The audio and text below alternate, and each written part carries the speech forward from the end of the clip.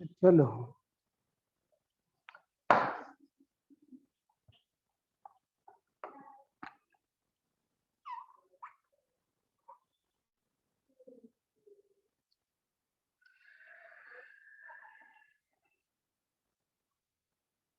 ठीक है, तो हमने देखा था कहा तक P S is equals to P A plus P B which is equals to P naught A into chi A plus P naught B into chi B. बराबर है, ये तो हमने डिटेल में देखा था। तो ये यस सर। तो अभी देखिए बच्चों, इसके अंदर एक चीज और मैं बताना चाहूंगा कि ये जो अगर ये किसका है, सॉल्वेंट का पैरामीटर है, सॉल्वेंट का पार्शियल प्रेशर, और ये सोल्यूट का है। तो अगर इन दोनों में से कोई अगर एक नॉन वोलेटाइल होगा तो क्या होगा, सब कुछ सोल्यूट जो है नॉन वोलेटाइल है, इसका मतलब क्या होगा, उसके वेपर बनेंगे नहीं, है ना। यस बराबर सर। है, उसके वेपर नहीं बनेंगे तो फिर क्या होगा, उसका वेपर प्रेशर भी नहीं होगा। वेपर ही नहीं तो वेपर प्रेशर किधर से होगा, बराबर कि नहीं। यस या तो इसलिए उसका वेपर प्रेशर 0 हो जाएगा। तो ये पीएस जो रहेगा, टोटल पूरा का पूरा जो प्रेशर है सॉल्यूशन का, वो किसकी वजह से रहेगा, सिर्फ सॉल्वेंट की वजह से। Am I correct. Yes sir yes yes sir. Sir तो PS is equal to P naught A into chi A रहेगा बस। और अगर आर देखेंगे हम लोग, पीएस इज इक्वल टू, अगर सॉल्वेंट जो है आपका नॉन वोलेटाइल है एंड सॉलिड वोलेटाइल है, तो उस केस में क्या आएगा, PS is equal to P naught B into chi B. समझा।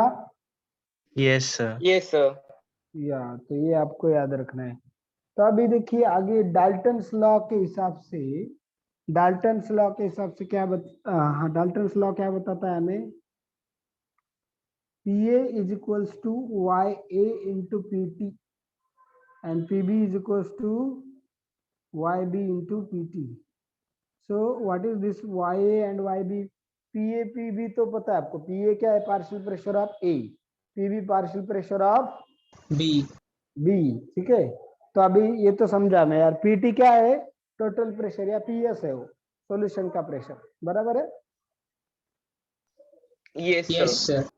ओके, तो अभी ये YA एंड YB क्या है कि YA is mole fraction of A in vapour phase. क्या है वो, मोल fraction of A in vapour phase. And sky क्या होता है, mole fraction of A in which phase बच्चों, इन लिक्विड फेज। समझा क्या, ये क्या यस सर। बताया, या कि वाई ए जो है आपका मोल fraction of A in vapour phase, and यहाँ पे मैं बता रहा स्काई ए जो है वो है mole fraction of A in liquid phase. तो इस तरीके से आपका वाई बी क्या होगा, mole fraction of B in B vapour phase. Perfect. Vapour phase और लिक्विड फेज मतलब क्या है, जो लिक्विड के अंदर ऑलरेडी है वो, और उस वो होलाटाइल है तो उसके क्या बनेंगे, वेपर्स। वेपर्स। वेपर। तो वेपर फॉर्म में उसके कितने मोल्स है, वो उसके मोल, और सॉल्वेंट के और सोल्यूट के दोनों वोलेटाइल है तो दोनों के मोल्स रहेंगे, तो फिर उसका जो मोल फ्रैक्शन निकाल सकते हैं हम लोग, तो उसको हम लोग mole fraction in vapour phase ऐसे बोलेंगे। Is that clear. Yes sir. Yes sir. तो yes Y sir. Y A is equal to क्या आएगा आपका, P A upon P T. क्या आएगा, P upon P T, PB upon PT Y B is equal to. समझा। Yes sir. Yes sir. तो देखो इसके अंदर आपको कैसे क्वेश्चन पूछा जाएगा कि Y A and Y B पूछा जाएगा आपको। तो अगर आपको Y A and Y B पूछते हैं तो इसका मतलब क्या, कैसे निकालेंगे आप, तो आपको दिया रहेगा chi A and chi B देंगे, नहीं तो फिर मोल्स देंगे ए एंड बी के, नहीं तो फिर अमाउंट्स देंगे ए एंड बी के। समझा। यस क्या सर। देंगे, एक तो अमाउंट्स देंगे ए एंड बी के, नहीं तो मोल्स देंगे ए एंड बी के, नहीं तो स्काई बी देंगे। और उससे क्या निकालना पड़ेगा आपको, P A and P B. क्या निकालना है उससे, PA and PB. PA and PB, और PA एंड PB से क्या मिल जाएगा आपको? PS या P टोटल मिल जाएगा, बराबर है कि नहीं? Yes. Yes, sir. Yes. PA plus PB से आपको PS या P टोटल मिलेगा। फिर O एक बार आपको मिल गया PS, एंड हमने देखा कि PA प्लस PB PS मिल गया आपको, ठीक है। P टोटल जब मिल जाएगा आपको तो फिर क्या होगा, इधर देखो, उधर लिखा हुआ है। तो फिर उसके बाद में आप क्या कर सकते हैं, PA पता है आपको, PB पता है, PT पता है, तो उससे YA एंड YB निकाल सकते हैं, बराबर है कि नहीं?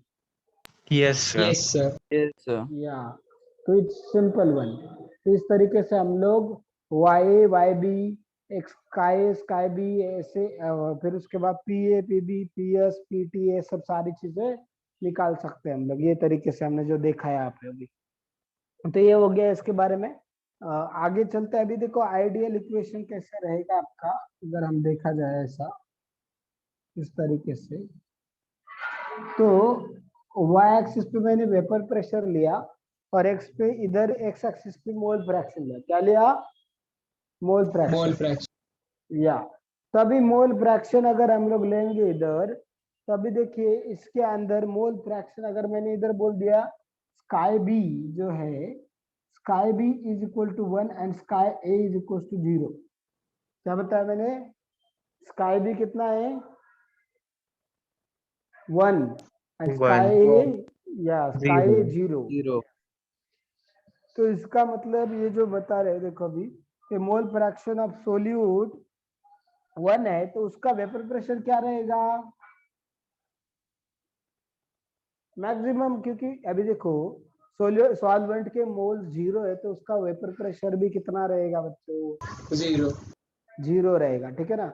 और सोल्यूट के मोल्स अगर उसके ही मोल्स है, तो उसका वेपर प्रेशर क्या रहेगा उस कंडीशन में? मैक्सिमम रहेगा। हाँ, तो यहाँ पे जो रहेगा वो सोल्यूट का वेपर प्रेशर रहेगा। और फिर धीरे धीरे यहाँ पे इस एंड पे पहुंचने पे मैंने बोला स्काई बी कितना हो गया आपका? 0 एंड स्काई ए बना 1। तो इसका मतलब क्या, आगे जैसे जैसे जाएंगे हम लोग, सोल्यूट का जो मोल फ्रैक्शन है वो घटता जा रहा है और सॉल्वेंट का मोल फ्रैक्शन बढ़ता जा रहा है. बढ़ता जा रहा है। तो इस तरीके से ऐसे देखिए, इधर ये सॉल्वेंट का, सोल्यूट का आ गया और सॉल्वेंट का ऐसे बढ़ता है। तो सपोज ये क्या है आपका, ये पी नॉट बी हो गया, दिस इज पी नॉट ए, बराबर है। क्योंकि इसको पी नॉट बी क्यों बोला? क्योंकि स्काई बी 1 है एंड स्काई ए 1 है, स्काई 0 है, इसका मतलब उसके अंदर सॉल्वेंट है ही नहीं, वो प्योर सॉल्यूट है। तो उसका जो वेपर प्रेशर रहेगा उसको क्या बोलेंगे हम लोग? पी नॉट बी, बराबर है ना? Yes, sir. या और ये जो पी है, इधर इस केस में देखिए स्काई बी 0 है, इसका मतलब सोल्यूट है ही नहीं, उसमें सिर्फ सॉल्वेंट है। तो उसका जो भी वेपर प्रेशर रहेगा उसको हम लोग क्या बोलेंगे? पी नॉट ए, बराबर है। Yes, sir. तो और इन दोनों को जो कनेक्ट कर रहा लाइन है, this is your PS, and PS क्या रहेगा आपका? P naught A into chi A plus P naught B into Sky B. या स्काई बी। ये पीबी है, तो PB is equal to P naught B into chi B.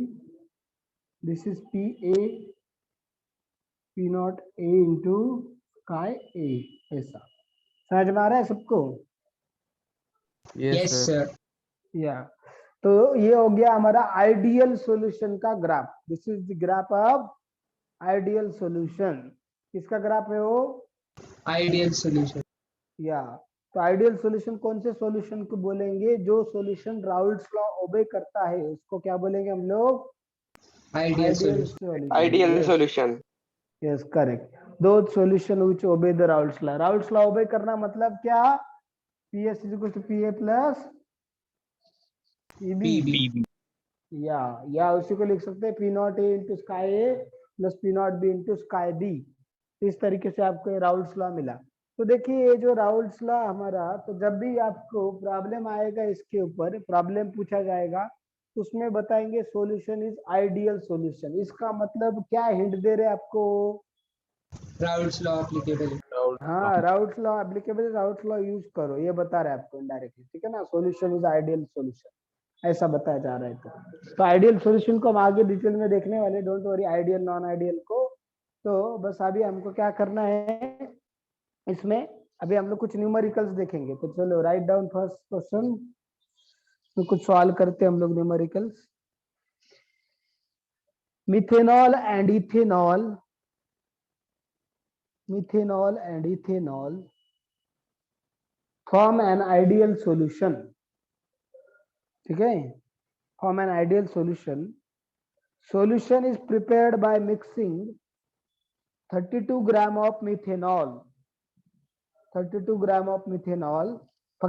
सिर्फ आप given लिखते जाओ सिर्फ, ठीक है, okay yes guys, Yes, sir. Yes, या sir. सिर्फ आप गिवन लिखते जाओ। तो मुझे थोड़ा बोलने में दिक्कत हो रही है, तो मेरा आवाज आपको थोड़ा सा अलग आएगा, तो पता नहीं आपको समझ में आ रहा है क्या मेरा आवाज? Yes, sir. Yes, Yes, sir. sir. Okay, then no problem. ठीक है, तो 32 gram of methanol and 23 gram of ethanol at 300 Kelvin, at 300 Kelvin, full stop. At 300 Kelvin, P naught methanol is equals to 90 mm of mercury, 90 mm of mercury, and P naught ethanol is equals to 51 mm of mercury. Calculate first partial vapor pressure of its constituents, मतलब methanol and ethanol का partial vapour pressure पूछा है, बराबर है, and total vapour pressure of solution, and total vapour pressure of solution, ये first था, ठीक है, समझे? Yes, sir. नेक्स्ट है mole fraction of each component in vapour phase, mole fraction of each component in vapour phase. तो मैं इसको rap करता हूँ बच्चों, देखो अभी, तो गिवन बताइए जल्दी जल्दी, गिवन क्या क्या है आपको? वेट ऑफ मिथेनॉल बताइए कितना दिया आपको? 32 gram. 32 gram. 32 gram. Okay, weight of ethanol 20 कितना? 23 gram. 23. 23 gram, okay. फिर पी नॉट मिथेनॉल कितना दिया आपको बताइए? 90 mm of Hg. Okay, 90 M of mercury. P naught ethanol कितना दिया आपको बताइए? 51 mm. 51 mm of Hg. Okay, 51 M of mercury, ठीक है। आपको फाइंड क्या क्या करना है, देखिए फर्स्ट के अंदर दो,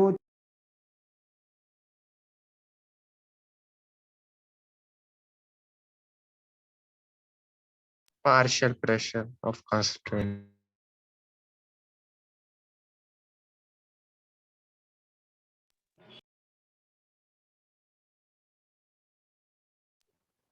आई एम ऑडिबल गाइस? मुझे कॉल आ गया था बीच में, आ रहा है आवाज? Yes, sir. Yes, sir. देखिए P, Yes, sir. Okay, P A P B and P S पूछा है, और सेकंड इसमें क्या पूछा है आपको? Y A and Y B, बराबर है, ठीक है, समझा सबको? Yes, sir. तो फॉर्मूला पहले पी ए निकालने के लिए क्या आएगा, देखो P A is equal to P naught A into chi A. Sky. तो मेरे पास पी नॉट ए तो है बट स्काई नहीं है, तो उसके लिए मोल्स निकालने पड़ेंगे। तो moles of methanol is equals to क्या आएगा? Weight of methanol is 32 grams upon उसका मॉलिक्यूलर मास भी कितना है? 32. मतलब कितना आ गया उसका? मोल्स 1। फिर मोल्स ऑफ इथेनॉल कितने आएंगे, देखो 23 ग्राम अपॉन उसका मॉलिक्यूलर मास 46, मीन्स कितना हो गया? 0.5 मोल्स, बराबर है। Yes, sir. फिर अभी देखो स्काई मिथेनॉल कितना आएगा? स्काई मिथेनॉल विल बी, देखिए उसके मोल्स कितने हैं? 1 अपॉन टोटल मोल 1.5, बराबर है।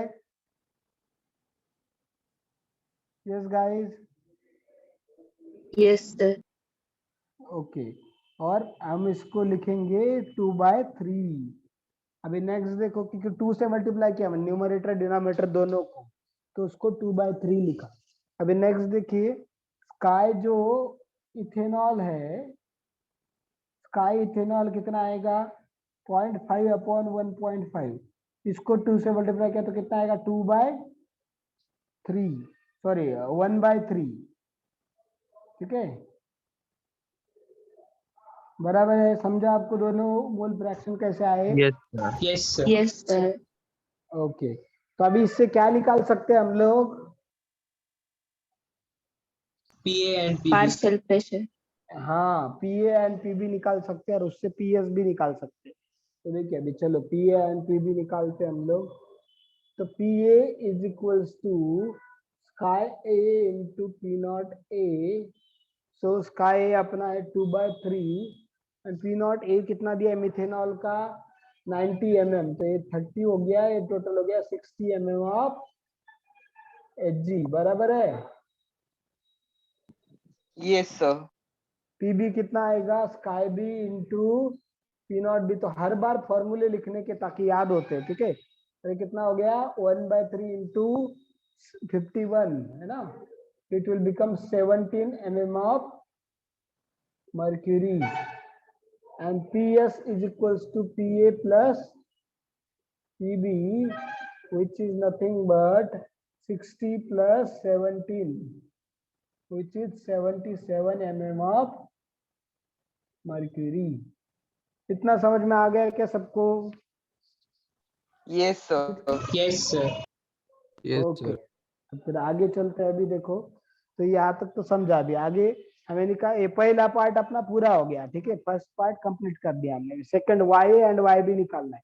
तो Y A is equal to हमें पता है क्या होता है, P A upon PT.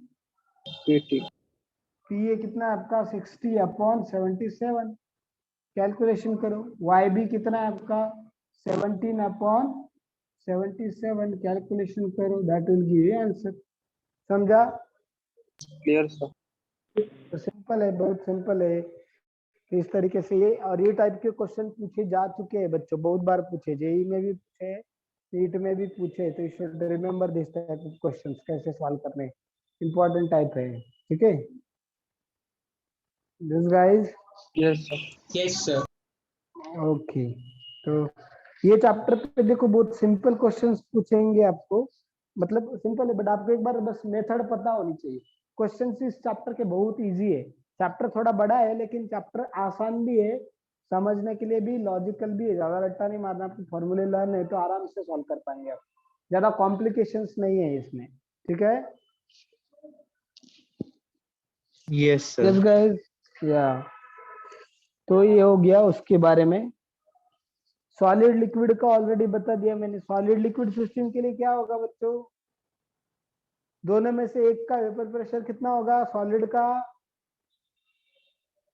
0. Zero. Zero. 0 हो गया, उसके वेपर बनेंगे नहीं। तो जो भी सॉल्यूशन का प्रेशर हो किसकी वजह से होगा, सिर्फ Liquid की वजह से. लिक्विड की वजह से, जो तो जो लिक्विड रहेगा उसकी वजह से, ठीक है ना। तो ये तरीके से आपका पूरा बन जाएगा फाइनली आपका। तो relative lowering of vapour pressure कितना आएगा आपका, n अपॉन कैपिटल n, ठीक है।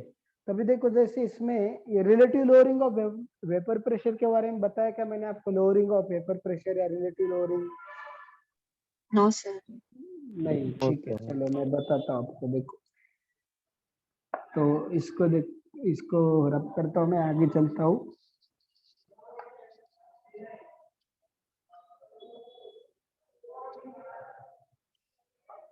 तो सॉलिड लिक्विड सिस्टम देखो अभी,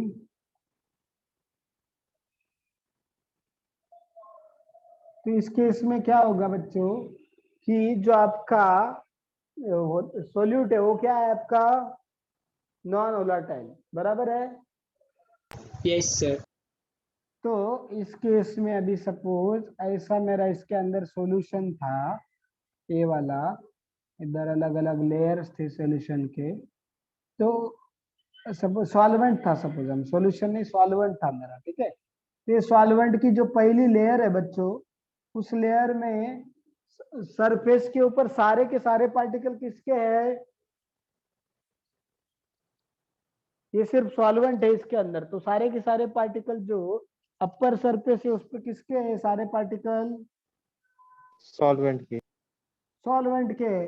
तो सॉल्वेंट वोलाटाइल है, तो फिर क्योंकि हमें पता है जो वेपर्स बनेंगे वह कहाँ से बनेंगे, कहाँ से, जो ये ऑपरेशन होता है कहाँ से होता है? सरफेस से। सरफेस। हाँ, तो ये जो सरफेस मॉलिक्यूल्स है वो एनर्जी लेके यहाँ से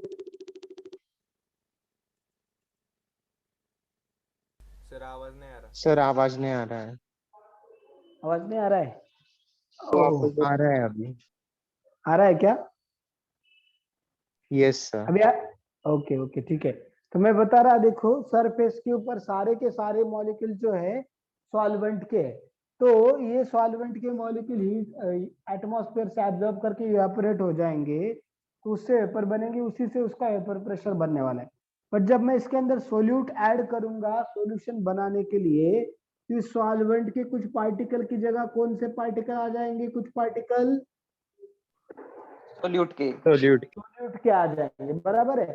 मतलब सॉल्वेंट के number of particle on the surface are क्या हो गए?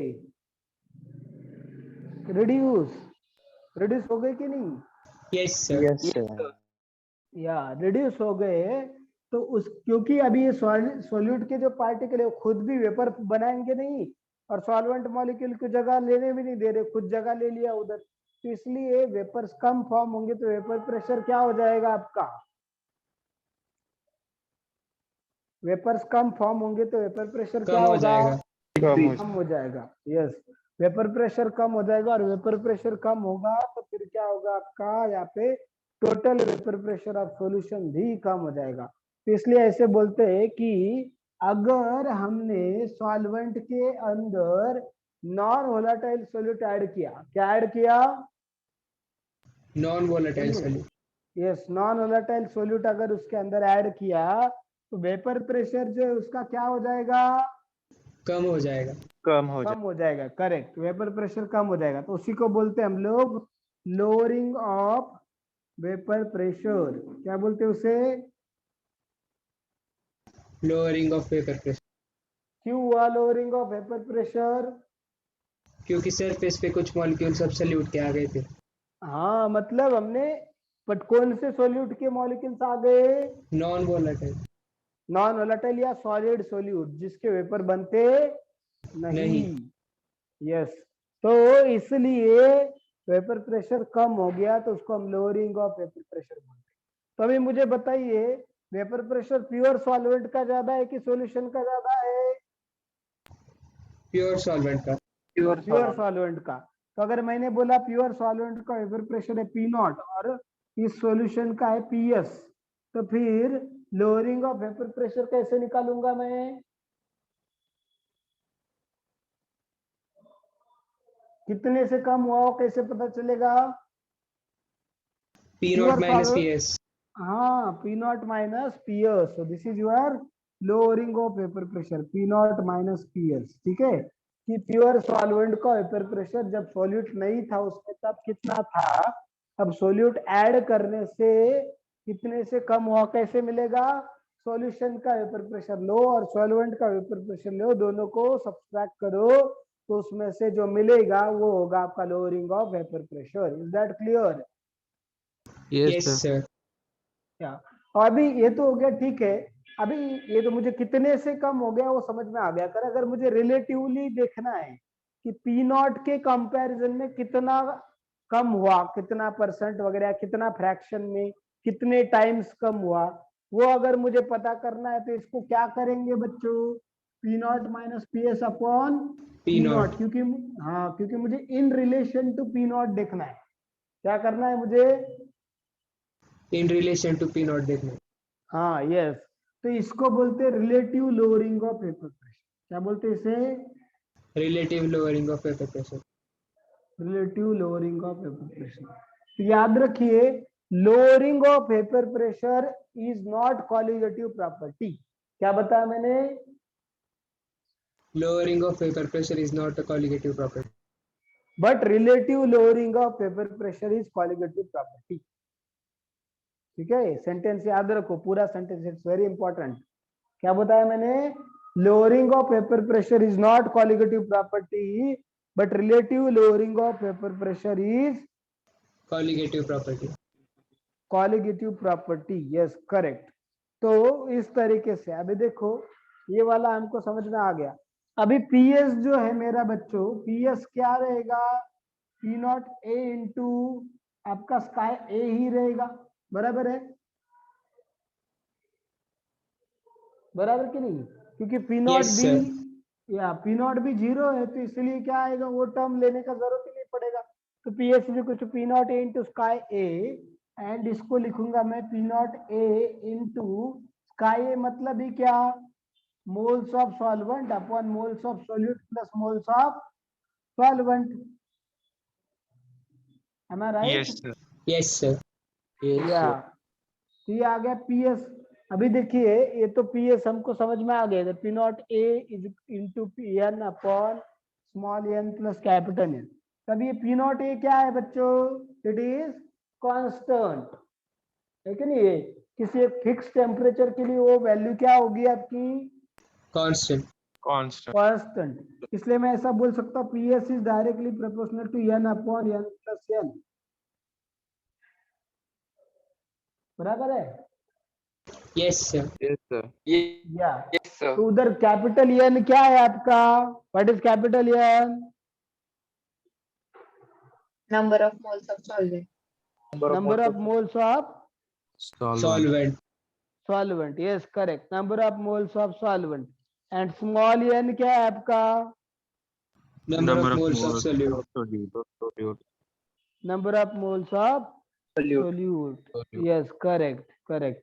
तो अभी देखिए इसमें बच्चों, अगर मैं इसी को थोड़ा सा मॉडिफाई कर दूं, P S is equals to, अगर मुझे P naught A into chi A को कैसे लिख सकते, 1 माइनस स्काई भी लिख सकते क्या, can we write Yes, it sir. As 1 Yes, minus sir. Chi B?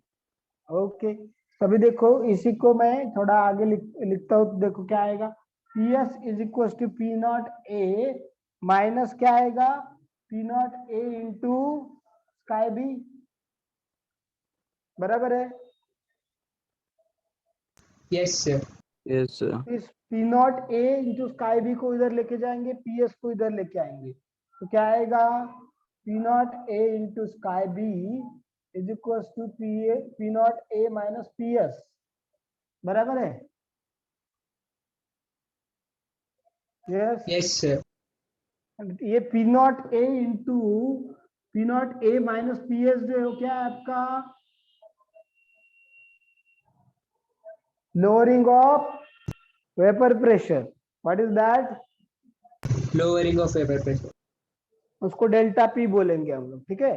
तो अभी देखो ये delta P is equals to क्या आएगा, P naught A into chi B क्या है आपका, what is chi B, N upon capital N plus small N, ऐसा बोल सकता हूँ मैं।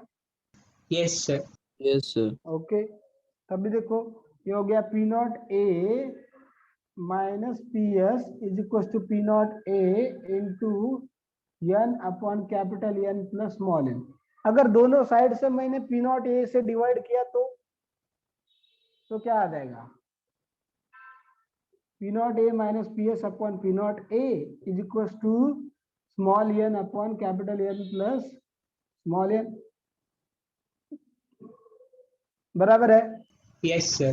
Yes, sir. या तो ये किसका वैल्यू है बच्चों, Relative lowering of vapor pressure. Relative lowering of vapour pressure. तो इसका मतलब relative lowering of vapour pressure is equal to what, Mole fraction of solute. या mole fraction of solute chi B, ठीक है ऐसा। और इसमें भी अभी थोड़ा कंडीशन है, देखो if solution is very dilute, solution is very very dilute solution, ठीक है, तो उसमें क्या होगा बच्चों, small N will be very very less than Capital N. Capital N. तो इसलिए क्या हो जाएगा, उसको इस इक्वेशन को कैसे लिख सकते हैं हम लोग, P naught A minus P S upon P naught A is equals to small N upon capital N, क्योंकि स्मॉल एन कैपिटल एन के कंपैरिजन में बहुत छोटा है, इसलिए हम लोग बोल सकते हैं small N plus capital N is approximately equal to what, capital N. बराबर है? Yes, sir. Yes, sir. तो ये आपका फाइनल एक्सप्रेशन आ गया, P naught A minus P S upon P naught A equal to N upon capital N. But ये N तभी neglect करेंगे जब सॉल्यूशन बहुत ज्यादा डाइल्यूट होगा, नहीं तो आपको यही इक्वेशन यूज करना है, small N upon capital N plus small N. Is that clear? Yes, sir. Yes, sir. Yes, sir. Okay, ये था हमारा कौन सा सिस्टम, सॉलिड लिक्विड सिस्टम। कौन सा? Solid liquid Solid system. liquid system. Solid liquid system. अभी देखो इसके अंदर बच्चों ये पी नॉट ए क्या है, कांस्टेंट। बराबर है ना? Yes, sir. तो इधर वैरी क्या होने वाला, delta P upon P naught A, ऐसा लिख सकता हूँ इसको, delta P upon P naught A is equal to small N upon capital N. तो मैं बोल सकता हूँ यहाँ पे कि delta P is directly proportional to N upon N.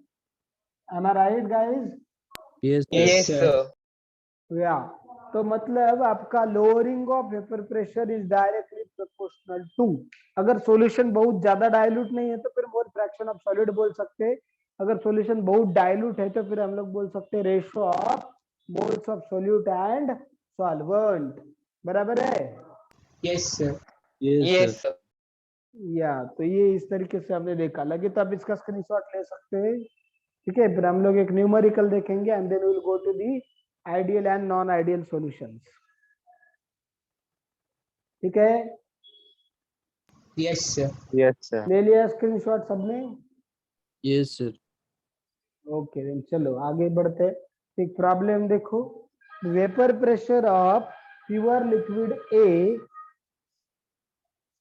देखो the vapour pressure of pure liquid A is 40 torr at 310 Kelvin, 310 Kelvin. The vapor pressure of liquid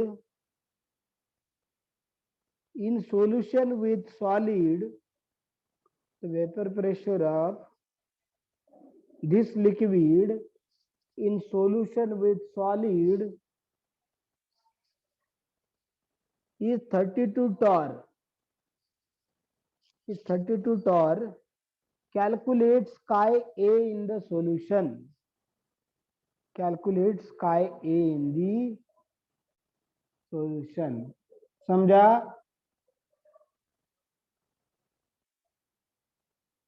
Yes guys. Simple question है। कौन से सिस्टम के ऊपर question पूछा गया है आपको? Solid liquid. Solid solid liquid. Liquid. तो सिंपल इधर बताया जा रहा है कि आपका जो सोल्यूट है वो सॉलिड है और सॉल्वेंट का उसका प्योर स्टेट में वेपर प्रेशर दिया है, मतलब P naught A is given to कितना,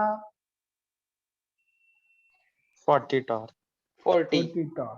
यस, टेम्परेचर दिया है, ठीक है, 310 केल्विन, उसका कुछ रहेगा ना, वैसे है नहीं अपने को अभी। फिर उसके बाद पीएस भी दिया है आपको, how much it is 32 torr दिया है ना, उसका Yes, sir. Solution with solid, उसने बोला है कि उसका the solution of this liquid with solid is how much, 32 torr। फिर उसके बाद आपको क्या दिया है उन्होंने, टेम्परेचर दिया और पूछा क्या है, chi A is equal to what. तो फिर बच्चों P S is equal to क्या आएगा, P naught A plus P naught A into chi A plus P naught B into chi B, but P naught B 0 है तो इसलिए finally आ जाएगा P naught A into chi A. और P S आपको दिया है कितना है, P S 32 torr, P naught A 40 into chi ए, तो आपको स्काई ए मिल जाएगा कितना, 32 बाय 40, 4 बाय 5, दैट इज 0.8। बराबर है ना? Yes, sir. Yes, sir. या दिस इज योर स्काई ए। इस तरीके से आपको पूछा गया था, तो सिंपल क्वेश्चन था, ऐसे आपको क्वेश्चन पूछेंगे। Is that clear to all of you? Yes, sir. Yes, sir.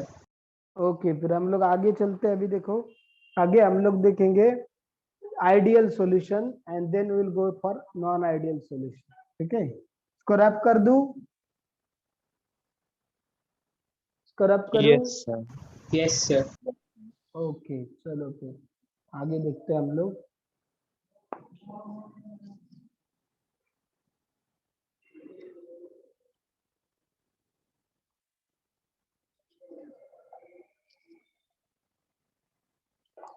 तो आइडियल सॉल्यूशन देखो, अभी आइडियल सॉल्यूशन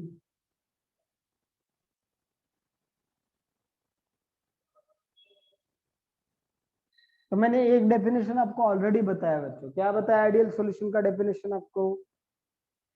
जो Raoult's law Solution का that obey कर। Rolls obey. हाँ, the solution which obey the Raoult's law is called as Ideal Ideal solution. solution. Ideal solution. Ideal solution. Okay, good. तो अभी देखिए ideal solution के लिए PS is equal to PA plus PB, या उसने हम लोग बोल सकते हैं P0 A into sky A plus P0 B into sky B follow करना चाहिए। ठीक है, तो ये राउल्ट्स लॉ का कंडीशन सेटिस्फाई होना चाहिए, फर्स्ट थिंग। सेकंड चीज अगर हम देखेंगे बच्चों, या अगर मैं बोल सकता हूँ कि ये राउल्ट्स लॉ कोई भी सॉल्यूशन तभी ओबे करेगा, कब? जब, अभी देखो कोई भी सॉल्यूशन के अंदर 3 टाइप के इंटरेक्शंस होते हैं। क्या बताया मैंने? सॉल्यूशन के अंदर 3 टाइप के इंटरेक्शंस होते हैं। कौन से सॉल्यूशन के अंदर कौन से कंपोनेंट होते हैं बच्चों? Solvent and solute. Solute and solvent and solvent. Solute, या करेक्ट, सॉल्वेंट एंड सोल्यूट होते हैं 2 कंपोनेंट उसके अंदर। तो देखिए सॉल्यूट सोल्यूट का इंटरेक्शन हो सकता है, बराबर है? Yes, sir. सोल्यूट सॉल्वेंट का हो सकता है एंड सॉल्वेंट सॉल्वेंट का भी हो सकता है। Is that clear? Yes, sir.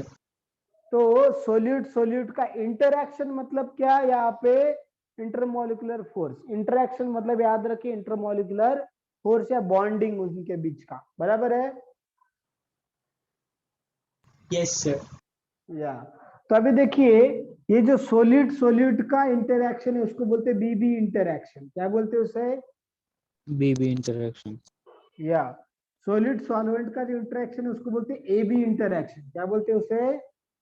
AB. AB interaction. Interaction. And solvent solvent का A interaction. Is that clear? Yes, sir. Yes, Yes, sir. sir. तो अभी देखिए जब मुझे सॉल्यूशन बनाना है तो सॉल्यूशन बनाना तभी पॉसिबल है जब ये solvent solvent and solute solute solute solute and solvent solvent interaction overcome हो जाए, ब्रेक हो जाए। एंड कौन सा इंटरैक्शन बनना चाहिए आपका? Solute solvent.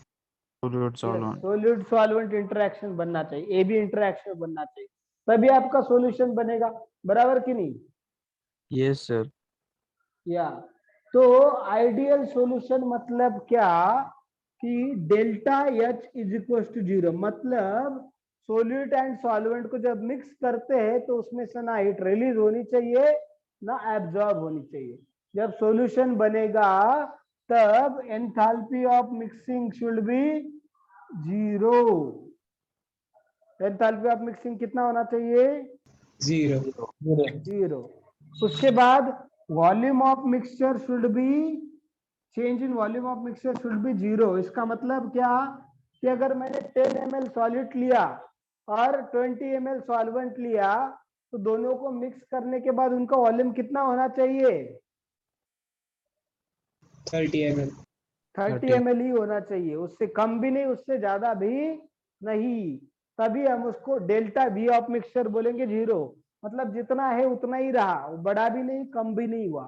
तो volume of mixture delta we mix should be 0, तभी हम क्या बोलेंगे उसको? वो क्या सॉल्यूशन है आपका?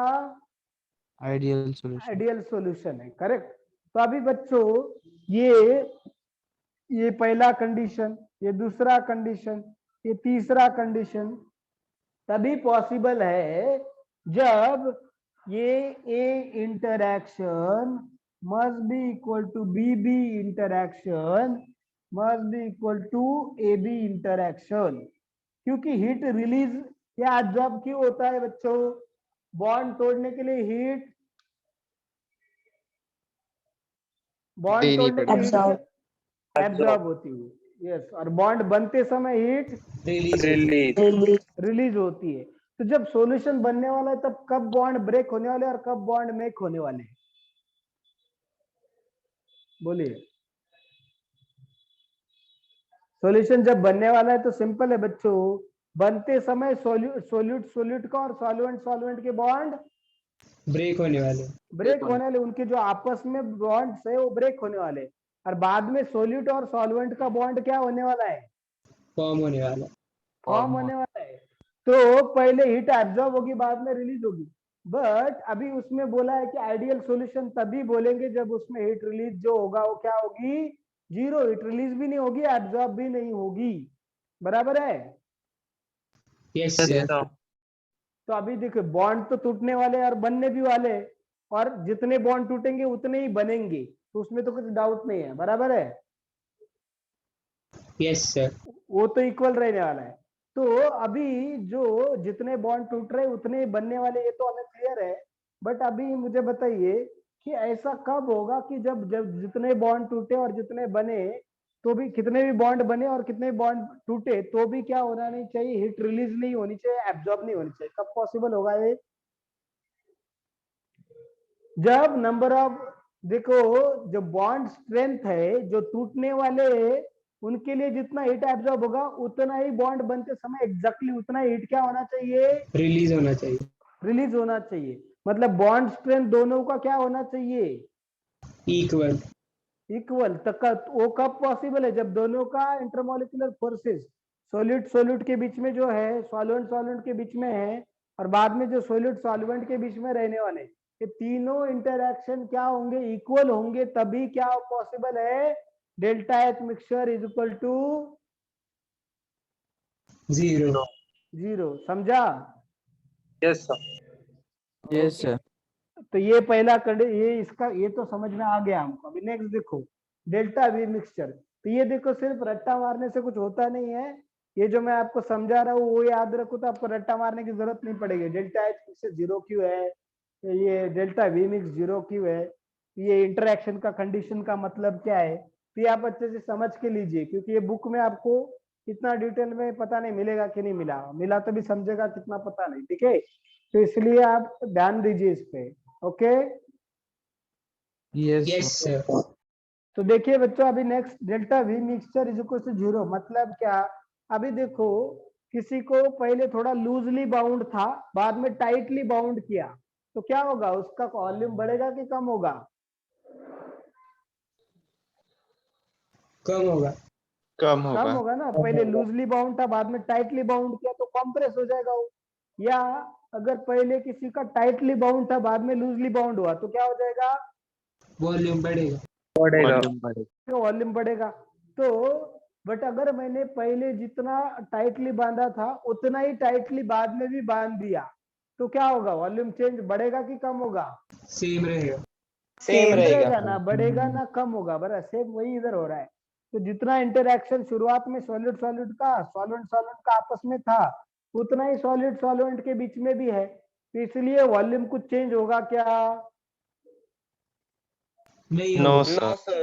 नहीं, जितना है उतना ही रहने वाला है, जितना है उतना ही रहने। तो इसलिए डेल्टा वी मिक्सचर क्या बन जाएगा आपका बच्चों? Zero. Zero. जीरो। ठीक है, तो ये आइडियल सॉल्यूशन के कंडीशंस है। अभी जनरली जो सॉलिड सॉल्यूट है, सॉल्वेंट सॉल्वेंट, वो केमिकल चेंज है कि फिजिकल चेंज है बच्चों? सॉल्यूशन बनना, सॉल्यूशन बनना केमिकल चेंज है कि फिजिकल? फिजिकल है ना, मिक्सचर फिजिकल। बन रहा है ना Physical change. बच्चों, आपका मिक्सचर है ना, वो फिजिकल चेंज है। तो उसके अंदर जनरली केमिकल बॉन्ड तो नहीं बन रहे, तो क्या होगा उसके बीच में? कौन सा फोर्स होगा? Intermolecular force, van der Waals force. Van der Waals. Van der Waals force of attraction. कौन सा होगा वहां पे? Van der Waals. Van der Waals. Yes, correct. तो वंडरवॉल फोर्स ऑफ अट्रैक्शन है। तो मुझे बताइए बच्चों कि वंडरवॉल फोर्स ऑफ अट्रैक्शन कोई भी दो एंटिटीज के बीच में इक्वल कब हो सकता है? वंडरवॉल फोर्स ऑफ अट्रैक्शन किस कौन से पैरामीटर के ऊपर मेनली डिपेंड करता है?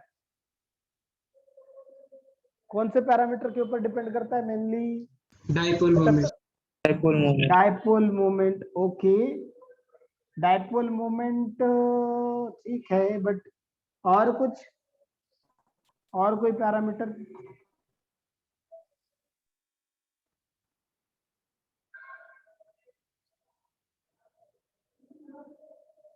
बोलिए बच्चों, मेन पैरामीटर भूल गए आप?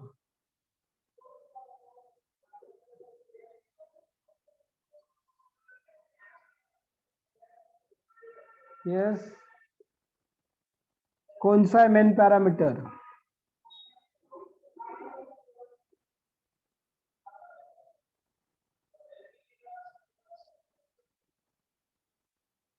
यस, कौन सा है main parameter? Molecular size. Molecular size, okay correct, molecular size भी है। और आगे थोड़ा स्पेसिफिक और? Intermolecular distance. Intermolecular distance, okay, और थोड़ा स्पेसिफिक?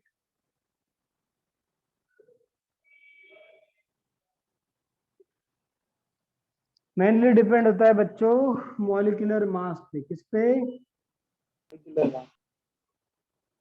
मॉलिक्यूलर मास पे।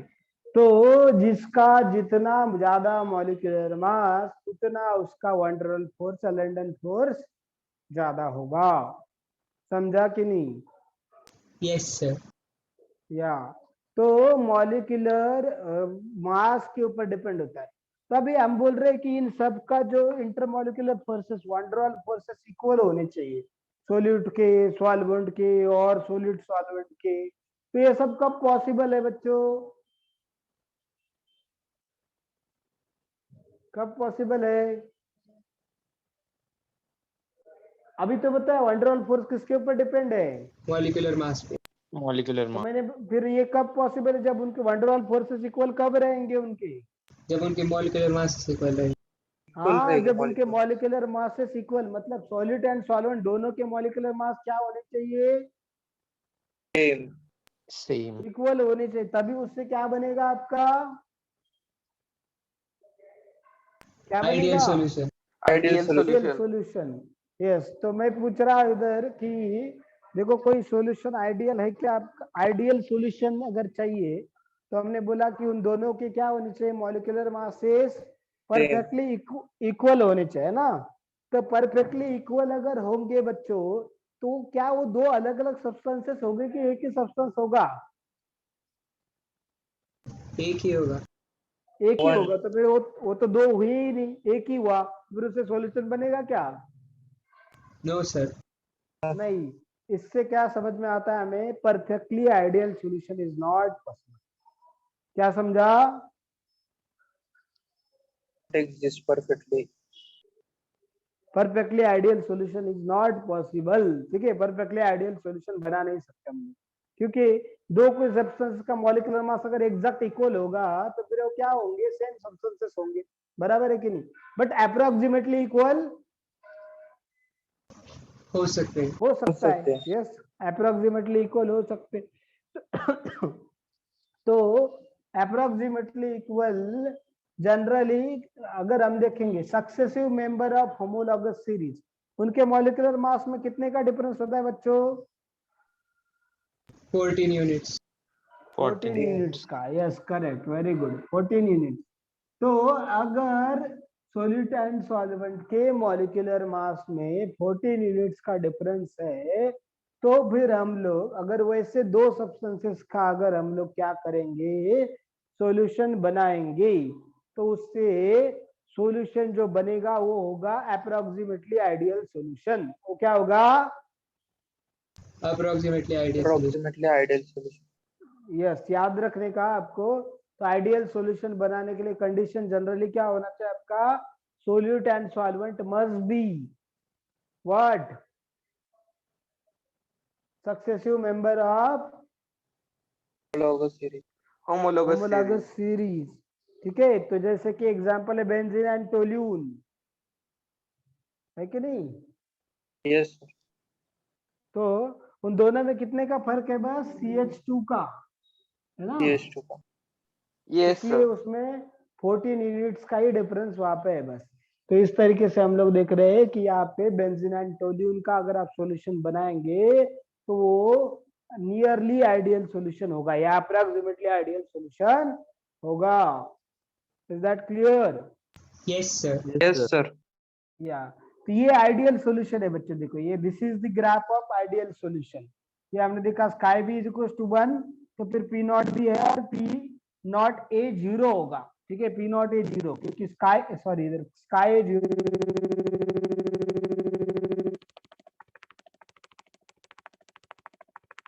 तो वापस बताओ ना. सर आवाज नहीं आ रहा है. ओ आ रहा है अभी आवाज? Yes Yes, sir. sir. Yes, sir. Okay just a minute. अभी ये लास्ट इतना ग्राफ देखते फिर हम लोग रुकेंगे. नॉन आइडियल सॉल्यूशन जो है हम लोग अगले लेक्चर में देखें. ठीक है, तो देखिए ग्राफ में समझाता हूँ. तो मैंने बताया स्काई बी इधर 1 था, ये ऑलरेडी मैंने एक्सप्लेन किया है ग्राफ. ठीक है, तो फिर भी एक बार रिवाइज कर रहा हूँ. तो स्काई बी जैसे जैसे कम होता जाएगा वैसे पी नॉट भी क्या होता जाएगा, क्या होगा? स्काई बी कम होगा तो पी नॉट भी क्या होगा बच्चों? कम. कम होता जाएगा, पी नॉट भी घटता जाएगा. फिर स्काई ए जैसे जैसे बढ़ता जाएगा वैसे क्या बढ़ेगा? Not A. पी नॉट ए. ठीक है, और अभी हम दोनों पी एस क्या है, इन दोनों का जो जोड़ेंगे हम लोग, ये जो ग्राफ आएगा वो पी एस का आएगा. वो क्या है आपका P A plus P B, that is P naught A into chi A plus P naught B into chi B. So this is the graph of ideal solution. ठीक है, Yes, sir. Yes sir. और ideal Yes, sir. Solution को azeotropes भी बोलते हैं. क्या बोलते हैं उनको? Geotropes. यूट्यूब्स. जियोट्रोप्स मतलब ऐसा सॉल्यूशन जिसको रिपीटेड डिस्टिलेशन करने से उसके सोल्यूट और सॉल्वेंट को हम लोग सेपरेट कर सकते हैं. क्या? ऐसा सॉल्यूशन जिसके रिपीटेड डिस्टिलेशन करने से हम लोग सोल्यूट और सॉल्वेंट को कंप्लीटली सेपरेट कर सकते हैं, उसको बोलेंगे जियोट्रोप. क्या बोलेंगे उससे? Geotropes. तो ये जियोट्रोप्स का ग्राफ ये ही है. जो आइडियल सॉल्यूशन का ग्राफ है वही जियोट्रोप्स का है. तो this is ideal, all ideal solutions are azeotropes. Is that clear? Yes, sir. Yes sir. या तो ये था आइडियल सॉल्यूशन के बारे में. नॉन आइडियल हम लोग जिनको एजियोट्रोप भी बोलते हैं, जो हम लोग कल के लेक्चर में देखेंगे. ठीक है, Yes, sir. यस चलो sir. Then. Thank you very much all. Will stop here thank now. You sir. Thank you sir. Thank you, Thank you, sir. sir. Welcome.